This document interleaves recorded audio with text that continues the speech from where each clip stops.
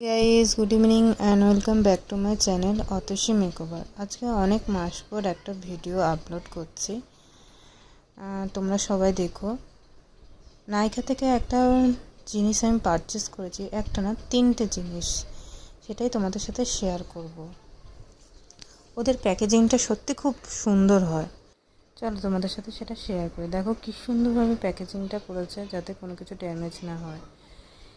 আমি নাইকা থেকে একটা সানস্ক্রিন অর্ডার করেছি, এবার নতুন ডার্মা। রিভিউ দেখে এটা আমি নিয়েছি।